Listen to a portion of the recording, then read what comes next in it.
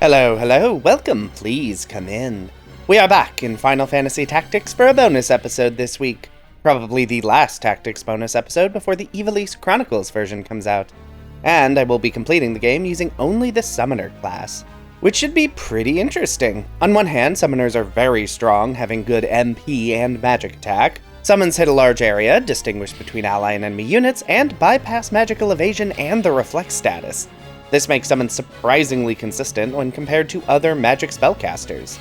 However, summoners are also very fragile and very slow, and while summons are quite good, they do cost a lot of MP and have miserable charge times. The MP issue is solvable, the charge time issue is kinda not. But that's the first two battles done, where I don't have access to change my party, so it's over to the recruitment office to pick up some new characters. Summoners, like all spellcasters, are very faith-reliant. So I want characters that all have high faith and bravery. And because female units have higher MP and magic attack, I will want all women, other than Ramza, who has the best stat growths of both male and female units. And it's time to work some magic, which is to say, load up a save editor and unlock Summoner for everyone. I could do this legitimately, and in the future will probably have to, but while it's an option, I prefer to dive into class challenges as early as possible. But that does bite me a little bit in the butt right at the start, because in addition to not having the JP I would need to unlock any damaging summons, I also don't have the MP needed to cast any of them. I do thankfully have enough JP for Moogle, and I will be able to cast it once per character. Delita, Argath, I'm gonna need some hard carries early on. The good news is Moogle is actually a pretty good healing spell. The HP restoration itself isn't great, but it does have a very short charge time, letting me get big heals off early. And while not really intended for damage dealing, staves do deal damage based on the magic attack of the user, so the damage is better than you might expect. Okay, that is Mandalia Plains sorted. Some plot stuff happens at Igor's Castle, and it's time to do a bit of grinding. I really need to be able to deal, well, any damage at all with my summoners. The good news is that staff damage is fine, if not great, and Moogle at this point is a really good healing spell. Okay, not actually good enough though. Oof, this may be a bit rough. But back in Garland, I can buy some better weapons and armor. This means more HP and just enough MP to cast one offensive summon per character, which I haven't actually learned yet, so let's try that leveling up thing again, shall we? Okay, yeah, this is going much better, mostly because I can just surround the enemy and bash them in the face. Ah, finally, I have some summons that actually deal damage, although only on 2 characters, but I think that should be enough to get through the next story battle in the Siegefeld. Oh, I actually don't have enough MP on this character because she hasn't leveled yet. Well, Argath and Delita are here, and I have pretty decent healing, so let's give this a try. And surprisingly, yes, Delita and Argath deal enough damage, along with a bunch of staff bonks, to succeed in this fight. Honestly, having okay damage and some healing is really nice. So it's time for the next destination, Dorder. This fight is the first appearance of archers and black mages, which can be fairly dangerous with ranged damage, especially with my faith being as high as it is. I do have summons to deal big damage, but I only have a small number of casts of each. The good news is, when the summons hit, they hit pretty hard, especially this early in the game. Alright, this is already proceeding way smoother than Time Mages did. One more random fight in the Siegeweld, which, yeah, I'm going to be pronouncing these names to the best of my ability, which is to say they will be wrong. With that JP, every character in my party now has at least one offensive summon that they can cast once each. Oof. Well, let's hop into the next story battle in Zeklos and see if that summoning can get this job done. Oh, no, don't stand in that formation, that's not a wise decision. Alright then, Zeklos fight completed in basically 1 round, mostly because the enemy AI is lacking in this game. Completing that unlocks new armor, specifically the hempen robe that boosts up my MP by a good chunk, and elemental rods, which boost one specific damage type. Considering my only damage is fire, bolt, or ice at this point in the game, these rods should be very useful for dealing big damage. Hopefully that holds. Quick trip back to Igros, and it's time for the Brigand's Den. This is the first mission that only requires me to kill 1 unit, Maluda. However, Maluda starts pretty far away from my starting position, my damage is good, but not great, and of course my summoners are very fragile. I do almost win my first attempt, but Argath scuffs it right at the end by using dash instead of a basic attack. Idiot. Okay, I am very underleveled, so I should probably do some grinding. A little more HP and maybe another magic attack would really change everything. Honestly, what I really want is have MP, but that's pretty far away. I guess I can also make Delita and Argath a knight and archer respectively. Alright, let's give this another attempt. I have basically the same problem. Even with battle boots, my movement just isn't good enough. And, charm isn't great. Okay, that made it worse. Sir, can you stop charming my summoners, please? Okay, yeah, this isn't gonna work.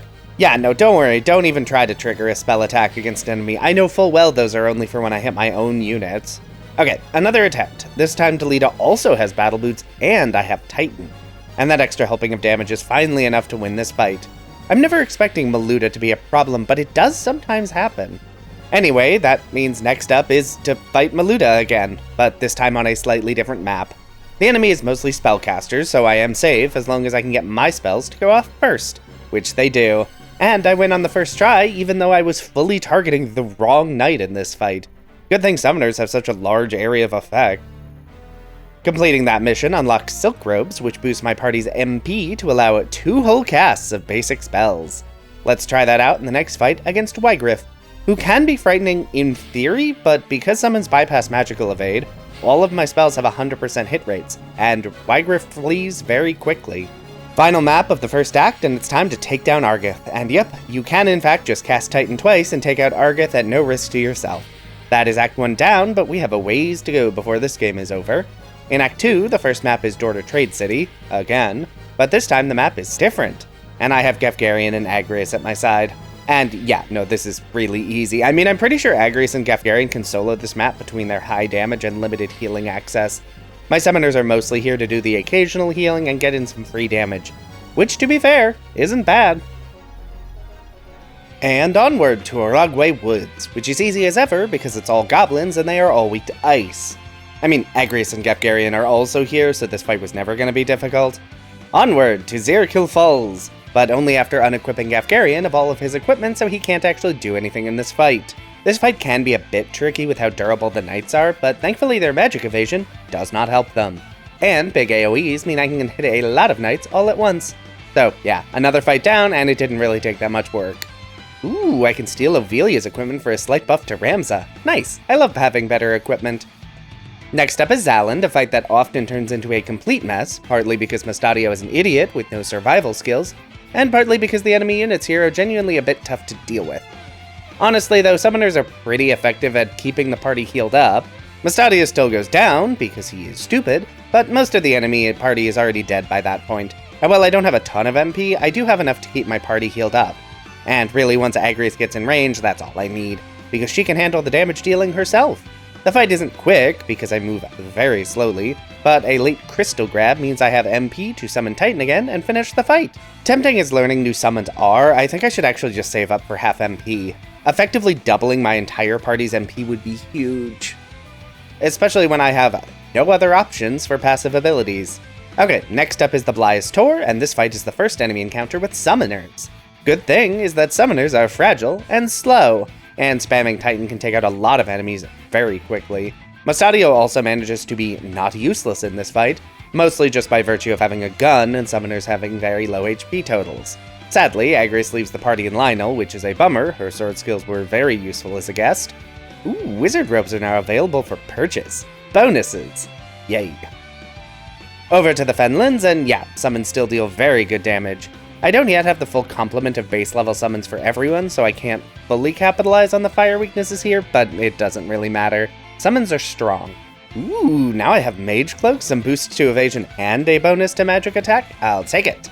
But now I need to fight some jerks in GOG itself, and this fight is kind of rough. The enemy has fast archers, faster thieves, and summoners, which are slow but cannot be safely ignored. Okay, yeah, not a great start. Is there any chance I can kill the enemy fast enough to still win this? No, it turns out, though it was closer than I expected. I think I should keep a stockpile of staves on hand. Usually the damage buff from rods will be more useful, but there are instances where I'll want to go into a fight with at least passable melee damage. Anyway, the real problem is my level is really low for this point in the game. Stat growths from leveling are pretty minor, but they aren't nothing, so it's time for some grinding. Okay, some leveling done, let's get back into it, but I do want to go in with Green Berets equipped. They are worse for casting, but they give a +1 to speed that I really need. And this time the fight goes considerably better, with Mustadio surviving more than 4 seconds, which really just means he distracts the enemy's aggression, but honestly that's good enough. From there, it's just spam Titan until I run out of MP, then get my MP back thanks to enemies turning into crystals and spam summon some more. I am locked into a limited area of the map, but that's fine. I just need to be sure I can beat the next story mission so I can actually do some grinding in case I get stuck. And that means that I need to save Agrias, who can thankfully more than carry her weight with some healing. Though these knights are really beefy, which makes actually killing them take more summons than I'd like. Doesn't really change the outcome though, but I really need to get some better spells and half MP ASAP. And that fight gave me enough JP to start getting half MP for the party. It's not everyone yet, but it's something. Let's do a little bit of grinding, shall we? I already know the next few fights are going to be a bit rough.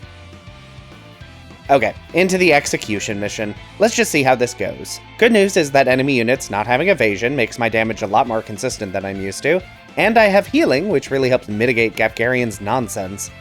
Once Gafgarian bails, the biggest threats are the archers because of range damage, mostly because the knights can be evaded fairly easily by just running away, and the time mages don't matter at all. I really am getting a lot of mileage out of my staves in these fights. I wasn't really expecting that. The fight is basically won. I mostly just run into issues actually finishing the fight because the last time mage has healing magic and haste. And yes, that is in fact incredibly annoying.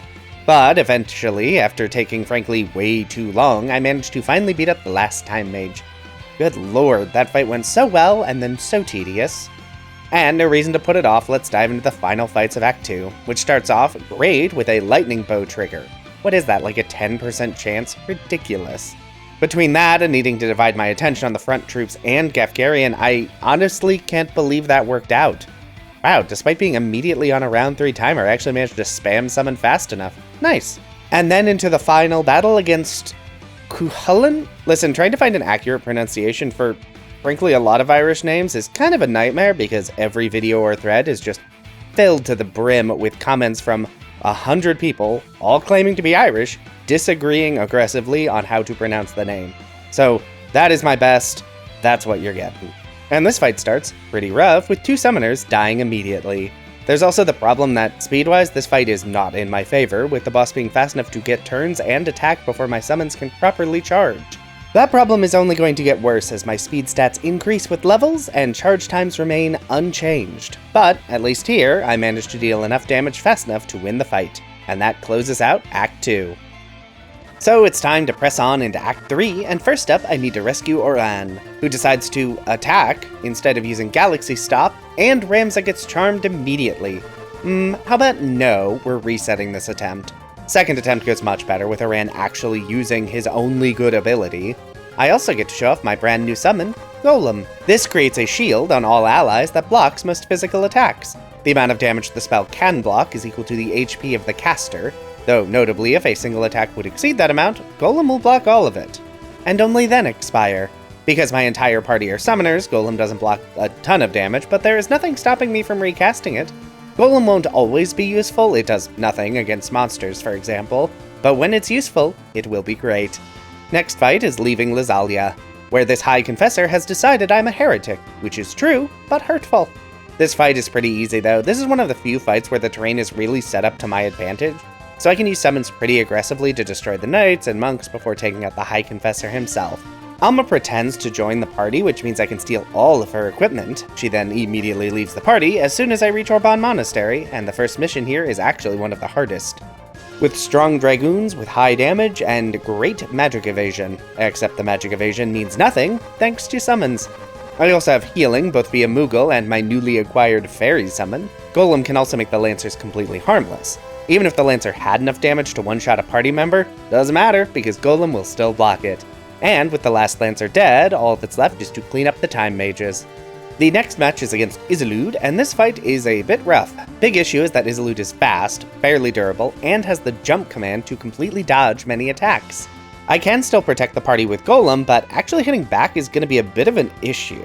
If I time my summons right, I can at least hit him when he lands from a jump, which is something. This may be a bit of a problem. I'm just not sure how to get close enough to Isolde to actually damage him before I die. Oh, I didn't really expect that to only take 2 hits for him to run. Interesting. Moving on then.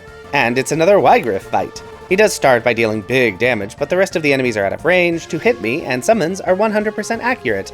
And Wygriff made sure he was in summon range of my entire party. So yeah, that fight went very quickly. Oh, I can buy Wizard Rods. These provide a +2 to magic. Another nice bonus. Honestly, I would almost just prefer a better speed boost, but that's what you get.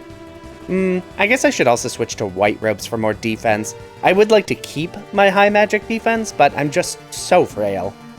Oh, right, the added fight with Luso. I hate this fight. Luso does love to get himself surrounded by behemoths. At least in this series, I actually have healing available to me. Oh, I forgot Luso has innate poach. I should probably check that later to see if that gives me anything interesting. The fight is otherwise pretty one-sided. The next fight is at Grog Heights, and this fight, despite looking like it should be very easy, is weirdly difficult. The enemy party has a thief and archer, both with the speed and height advantage, and of course, 2 chemists with guns who are both obnoxious. I can use Golem to help block the frankly too many attacks, but this battle remains really difficult, and it doesn't ever look like it should be. Even when I do manage to take out an enemy unit, these stupid chemists have Phoenix Downs. They really should not have let opposing chemists raise the dead, it's so annoying. Thankfully, I have started to learn the really strong summons. These may take a very long time to cast, but they bypass most healing by just killing the enemy outright. It does still take like 5 attempts to get the run I need to actually win the fight, but it does eventually work out for me. Oof, I tire. But no way to stop now because it's on to Yardro, another very difficult fight. This time because the enemy has the bane of my existence, ninjas, which are both fast enough to basically always go first, but they also hit like truck that can outspeed the charging of my spells. You know what, I should really take advantage of the walls on this map, which is to say, I can cast through them, whereas ninjas cannot easily attack me. And yep, that's several ninjas dead on turn 1, and I got to set up Golem. And with all the ninjas and Marok down, that just leaves the 2 summoners. And while they can deal decent damage, they can't do that much damage. Nice, only took 2 attempts. Ooh, golden hairpins. I will miss the speed boost, but that's a lot more MP. And the black robes boost damage of elemental spells. Tough choice. I think I'm gonna go offensive on my setup, but I'll keep the more defensive equipment. I think I will definitely need it in some fights. And then over to the Yugwood, which is full of ghosts and dead spellcasters. All of which seem to have really low faith stats, which is fine, maybe that's how you ended up dead here? Anyway, time to spam some comically overpowered summons and then die, because I'm taking just way too much damage. Okay, you know what? I do have a solution for this as well. Reflect Rings. These won't help against the ghosts, but against the undead spellcasters, it will drastically limit their actions. For those unaware, Reflect in this game, for some reason, doesn't actually reflect the spells. It actually makes the spells bounce past the target. It's a very strange implementation, but it does mean I'm mostly safe from enemy spellcasters.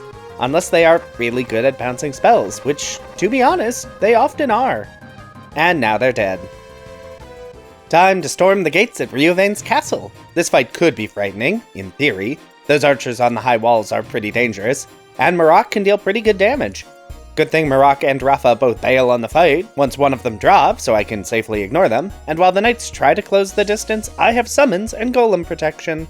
This battle is really more about patiently waiting for the enemy to come to me so that I can kill them one at a time and protect heal as needed. And I'm not patient, but I'll power through to win this fight. And that means it's time for the problem fight against Wygriff. Now, I do have one advantage in that I can equip chameleon robes to absorb holy damage.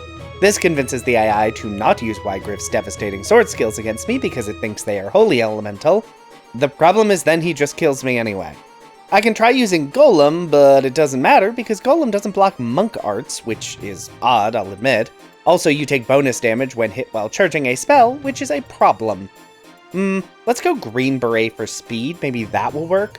Okay, that means a bunch of spells can be cast with only 1 charge turn, but then I still really can't beat him. Even my strongest spells don't deal enough damage to move me to phase 2. This is a puzzle. How do I not die here? Ooh, I dodged an attack. Okay, I can then cast Golem to negate physical attacks and run upstairs to evade Earth Slash. Then it's just a matter of casting another big spell. Watching this back, even I am confused how that worked.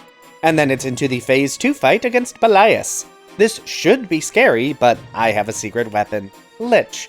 This dark element summon deals 50% of the target's max HP on hit, and because summons bypass magical evasion, Lich is surprisingly accurate.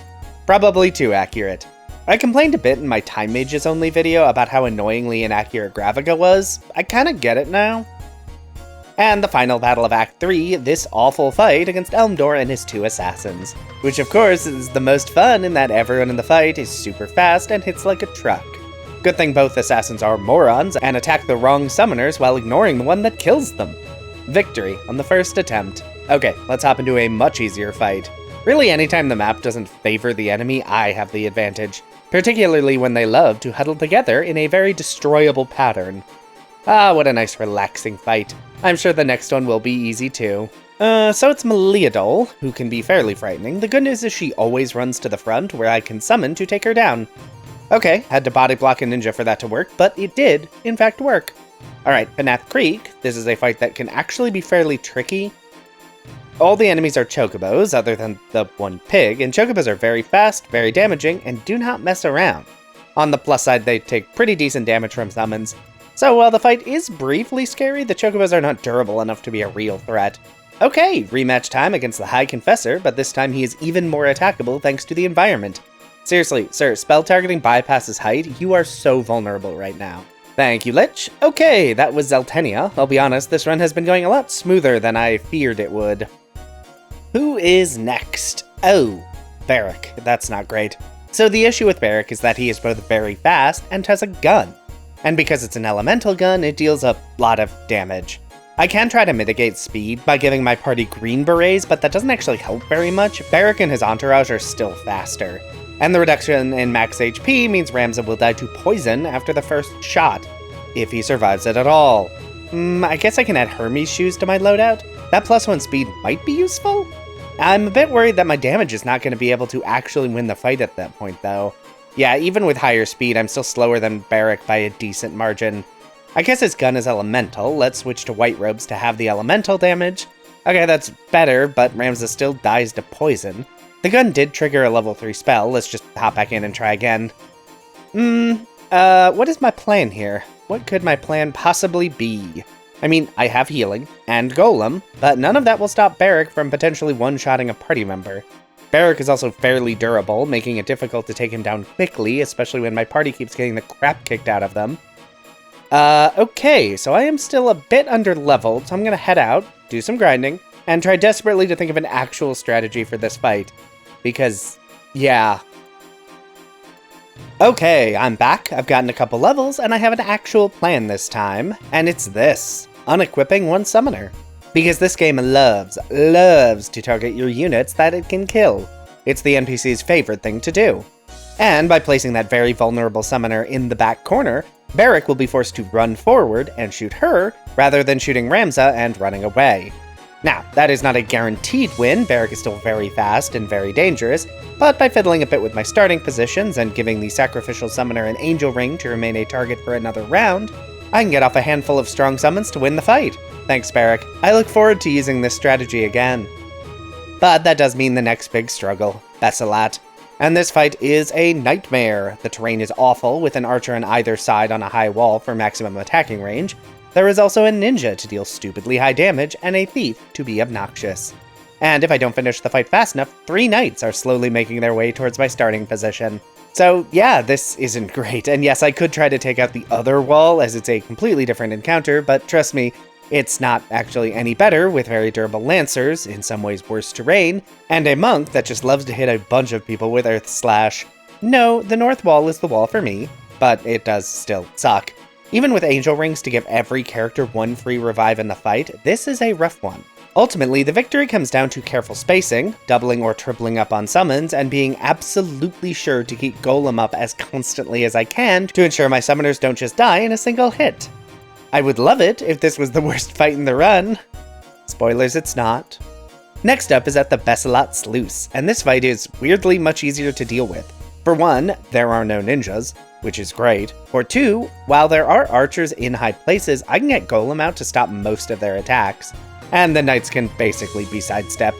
I'd love to use Carbuncle to reflect spells, but of course, at least this Black Mage has tier 4 spells. Not a lot of HP though, so that's good enough. The real trick to this fight is honestly just always make sure Golem stays active, which to be fair, is very MP intensive. The knights on the sluice controls are actually not that durable compared to what I've been dealing with, so I think I should end up okay if I just rush the knights down and have Ramza get to the controls. And it's close, certainly closer than I'd like, but by using my own weakened summoners as human targets, I can free up enough space for Ramza to open both latches to end the fight. Wow, that was close. everyone was dead twice except Ramza. But hey, it's still a win, and that's what counts. Ooh, the new hats have +1 magic and +1 speed? It must be Christmas. Interesting. This recording section is titled Bad. Concerning. Anyway, next fight is another terrible fight with 3 archers, a thief, and a ninja, so just all the worst things in the world. Time to unequip the Germanist boots and switch over to the angel rings, because there's basically no world in which I don't have summoners dying early on. I mean, to be fair, I do have Golem and healing, and the ninja is dead. That does still leave a bunch of archers with the high ground, but honestly, it ends up working out fine, which is genuinely surprising. Between the speed and range of units on this map, this fight can be a bit of a nightmare. But playing defensively means I can win this fight on the first attempt, which is pretty unusual. Onwards to Lake Poescus, and there's really nothing to talk about here. The ghosts themselves are weak to fire and easily murdered, even in the rain, and then I just need to wait for the other enemies to abandon the high ground before getting blasted with stupidly overpowered spells. Another victory. Not so sure what's so bad about this. And next fight is at Limberry Castle. Celia and Lead are no joke with their status effects, but they are also very vulnerable to summons, which is good because I need them to be. The angel rings are also very helpful by making some very tempting targets for the enemy AI. Next is Elmdor, Celia, and Lead, which is actually easier than the main gate because it's very predictable. Let me try that again, but start everyone in the back row. This doesn't stop Elmdor from teleporting in, but does give me a bit of a space to die. This is bad. I mean, it's not great, but it's workable. Let me just switch to Hermes' shoes for speed and black robes for damage. There we go, much better. Now I get a turn before Ultima goes off, which means I can use that against Elmdor, and my summons cast before the assassins get another turn. Still not seeing what's so bad here. Oh, it's Argath. Right, so this fight is filled to the brim with problems. Problem the first, Argath has very low faith, meaning any damage I do is going to be bad. 2, the Ultima demons surrounding the arena will often just kill most of my characters before they even have a chance to do anything. 3, Argath is undead, meaning Lich, because of its darkness element, won't work. So I now understand why the bad. Because yeah, this is bad. The only good news is that I don't have to worry about Reflect, which is a small boon. It is, however, the only boon. My spells are not as strong as I want them to be, my summoners are not as fast as I need them to be, and even when I get hits in, they do just nothing. Okay, after slamming my head against this fight for like 30 minutes trying a variety of tactics at 3 times speed, it is time for me to bail, because this is not working at all, and I need a better plan. And bluntly, I really don't know anything else I can do except gain levels. Stat growths are pretty low in this game, but any points in speed or magic attack may be the difference I need. And after grinding for a decent chunk of levels, next on the list is to get a new accessory, the Taina Rouge, because I have a lot of gil for some reason. I have also gained 10 levels on every character across the board. So, 10 levels, a brand new accessory. Let's head back into the fight and kick Argath's pretentious butt. Skipping the first 2 Limberry fights because they were, and still are, pretty easy, and it's time to fight Argath again. I have just glanced at the title of this recording section and can't help but notice that it says worse. That can't be right. I'm 10 levels higher. I have slightly higher speed and magic attack, and this is now worse? Okay, worse is actually a bit misleading. It's not worse, but it's also not better, or not better enough. I'm basically running into the exact same problems as before. Argath can heal via his sword abilities, the Ultimate Demons can devastate my party before I can even get many summons out, and even what summons do hit, it's not even close to strong enough to finish this fight. It's been so many years since I've played this game casually. Is this fight also awful in a casual playthrough, or is this just a symptom of the limitations of using a single class? No idea, but it is miserable. So, in the interest of not wasting even more time showing off this fight, I'm going to go back to leveling. A lot. And we're back, and this time I have reached level 60 with every character. That is a lot higher than I was expecting to ever need to be for this run, but turns out this one fight is the exact weakness of summoners across the board. Just nothing but fast enemy with hard-hitting attacks that don't take nearly enough damage from any of the summons that I have time to cast. And no, even at level 60 this fight is still not easy, mostly because levels in this game don't actually do a ton, which is why I had to get 30 of them to win this fight. But ultimately, after another handful of attempts, I managed to start taking down Ultimate Demons. Despite this being a kill one enemy mission, Argath is actually the least dangerous unit on the battlefield. He can only hit one target for about 100 damage, whereas the Ultima demons can devastate individual party members or the group as a whole. Through careful maneuvering and a lot of Moogles, I am finally able to take out enough Ultima demons, and then just spam the strongest summons I have so much Argath can never have a chance to heal back up. And he's dead. Finally, dead. Yes? I see. Are you sure? We tested it? Interesting. So, it turns out Argath's not undead, despite being in this crypt, looking like an undead, and despite the tone that he is a zombie of some kind, he's not actually undead. Which means I could have been using Lich this whole time. I age. Anyway, we're moving on. I'm very tired. Hi, Zalera. Have some Lich. Goodbye. Oh hey, new hats that give +2 speed. We love more speed. Now that the largest and self-inflicted roadblock of the game has been demolished, it's time to finish this, and I want it done. First up is a fight against Dysadarg and his knights. The knights themselves can't really do anything at all, and Lich should be very effective in this fight. I do struggle a bit from positioning because between all my equipment and levels, my summoners are actually faster than the enemy, which is very weird. 2 Liches take out Dysadarg thanks to its high accuracy, and then Dysadarg changes over to a Dremelech to get bodied by 2 more Liches. Thank you, Lich. I'm sorry I didn't know that you could affect some things that should probably be undead. That fight done, it's time to hop over to Muland for another series of fights. First up is outside the church here, and this fight is pretty easy. The White Mage can be a bit obnoxious with healing magic, specifically Arise, and the Mediators back here keep using Enlighten to drop their faith to take less magical damage, which is clever, but also annoying. Spamming summons and healing consistently, along with a few golems, wins the fight. Then a fight against these boas. Other than immediately breaking some equipment that I have many replacements for, this fight is easy enough to win by just focus firing via Lich and regular summons. The final fight in this area is against Zombie Zalbag. This is not a free fight by any means, being a bit similar to the Argath fight. However, the terrain is a lot more forgiving, and there are simply fewer Ultima demons. So, after a handful of attempts, Zalbag is defeated by spamming a bunch of summons, and that means the only thing left to do is the final series of fights. And that means it's time to head to Orban Monastery in the vaults below. And after the headache that was the Argath fight and the pain in the butt this fight turned into in the Time Mages only run, this map is blessedly easy. Golem can stop what few attacks even make it to me, and while the units here have decent magical evasion, I ignore it. The fight is an easy one and done.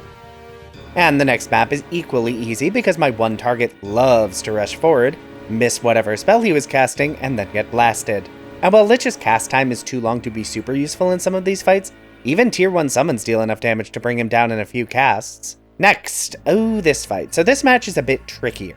Cletion himself is pretty frail, but he does come with 2 ninjas who are very fast, and 2 samurai who occasionally have long-reaching draw-out commands.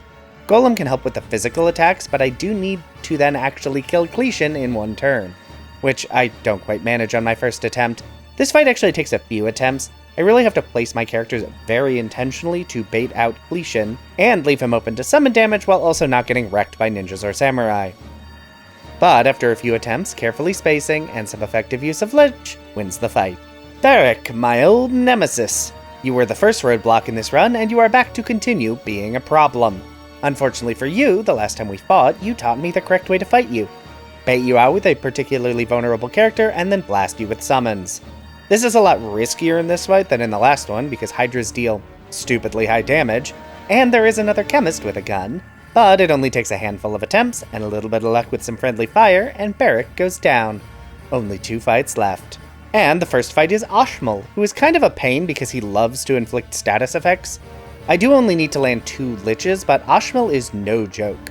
It helps that on the winning attempt, Ashmal decides it would be funny to try casting Meteor, which should be scary, but I've played this game before. I know what the casting speed on Meteor looks like, even with innate swiftness. And then there was one, Ultima. And I do need to be careful here, because the Ultima demons can, in fact, be pretty dangerous, and my first attempt does not go great. But then I remember the humorous reality of this fight. Speed is, to some degree, a disadvantage. By switching out my speed boosting equipment with other alternatives, I can make sure that Ultima goes before me, which means I can also target them while mostly staying out of the attack range of the Ultima demons. And once Ultima drops to 0, the Ultima demons disappear and we move on to Phase 2, which is humorously way easier to deal with. Ultima can be scary, but I have angel rings to revive dead characters once, and by splitting the party up so I can avoid their most dangerous attacks. Ultima may have a stupid amount of health, but Lich deals max damage, and it only takes 4 summons to bring Ultima down and end the game. And that was Final Fantasy Tactics, beaten with only summoners. And as I kind of expected, that run was mostly not too bad.